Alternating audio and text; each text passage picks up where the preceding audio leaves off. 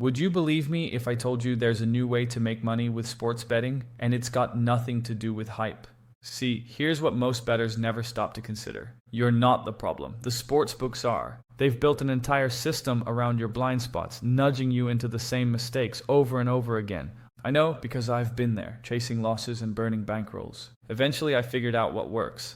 And the good news is, you don't need a fancy math degree or a bankroll the size of Texas to outsmart them. All it takes is one strategy designed to spot the errors the books miss, and exploit them before everyone else catches on, because this edge, it won't last forever. Once the shops and syndicates sniff it out, it's gone. But right now, you've still got time to get ahead of the curve. So, let me walk you through it in 6 easy steps. Starting with step 1, and yeah, this one goes against everything you've been told. Most people, when they start out with betting, they try to win their way to profit. But you know what the smartest bettors do? They start by learning how to lose on purpose. Because according to legendary hedge fund manager Paul Tudor Jones, the most important rule in trading is to play great defense, not great offense. It's kind of like trying to stay healthy by asking yourself, what would guarantee I get sick? So that's skipping sleep, eating gas station sushi every day, avoiding water like the plague, and maybe licking a few doorknobs for good measure. Obviously, you'd never live like that. But making that list shows you exactly what to avoid. And the same idea applies to sports betting. Don't ask, how do I win more bets? Instead, ask, what habits would keep me losing forever? Whatever they are, do the exact opposite. This principle is known as inversion thinking, and it's what all the sharks do.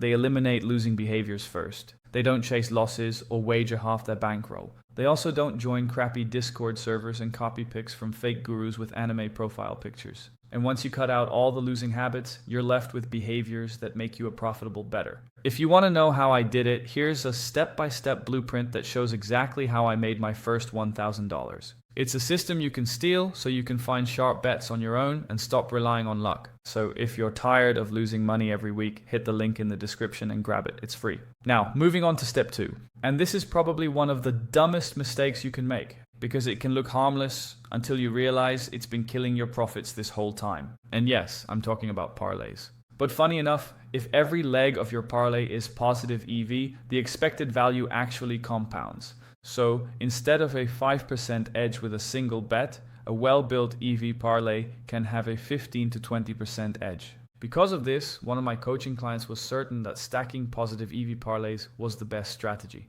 But emotionally, it's a roller coaster. Because think about it like this. Let's say you're betting 2% of your bankroll per play.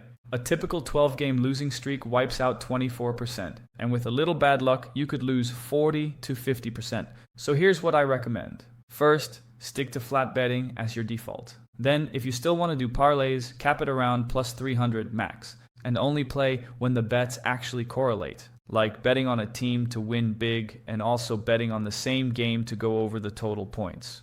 Because if that team dominates, both bets have better chances of hitting. And yeah, hitting smart parlays feels great, but honestly, there's a much better way to find value that doesn't rely on everything going perfectly. And no, it doesn't involve sitting there like a weirdo scrolling through 12 sports books, squinting at odds like you're decoding the Matrix. Because now there are tools that automate the heavy lifting and actually help you spot the right games with the right edges in real time. Which brings us to step 3. These tools can scan all the books for you, compare the odds side by side, and flag when one sports book slips up and offers a good price. There are a bunch of options out there, and honestly, most of them do the same thing. So use whatever works for you. Personally, I use OddsJam, and it's like having a price shopping bot on steroids. But you can't just fire up OddsJam, blindly copy every plus EV play, and expect to print money. That's how you end up betting Lithuanian ping pong and wondering why your bankroll's bleeding. Sure, the tool shows you potential value, but you still need to use your brain to make the final call. For starters, make sure at least 5 major books are offering lines on the game. If only 2 or 3 books are posting odds, there's a good chance the market isn't sharp yet, and that edge might be fake. The same goes for super niche leagues and weird markets. Stuff like alternate spreads, obscure player props, or exact score bets. They can look like positive EV, but not many people are betting on it. So it doesn't take much money to move the lines. All it takes is for one sharp to dump a large amount of money on the game, and now you're no longer plus EV. And even when you do lock in a good number, it doesn't guarantee a win. Because here's the part nobody likes to talk about. You can do everything right and still lose. And it all comes down to this. Step 4. Let me explain. You ever see that one team that's absolute garbage, but somehow keeps winning? They're dead last in scoring, the quarterback throws ducks, and their defense might as well be traffic cones. On paper, they should be 1-6, but for some reason, they're 6-1. During the first game, the opponent fumbles on the 1-yard line with 10 seconds left. Then, the following week, they win on a double doink field goal that somehow bounces in. In every game, there is some miracle that saves them, and so the media starts hyping them and the bettors all jump on. But one week, it stops. QB throws 3 picks, no lucky bounces or missed kicks, and the final score is down to 38-3. The heat is over, and so is the hype. This is what we call variance. It's the randomness baked into short-term results that makes betting feel like hitting green lights all week, then getting stuck at every red on Sunday, meaning you can have an edge and still hit a brutal losing streak that messes with your head. So how do you deal with it? By managing your bankroll so well that variance can't knock you off course. But that's only half the equation, because you also need to track your bets. I know spreadsheets aren't sexy, but if you're not doing it, you won't have any clue what's working and what's bleeding you dry. Lucky for you, you don't need to start from scratch because I built a bet tracker that logs every unit and spots trends. So if you want to check it out, I'll drop the link in the description below. But here's where a lot of bettors get it twisted. They try to outsmart variance by doing something that feels logical at first, but actually puts their entire bankroll at risk. Which brings us to step 5.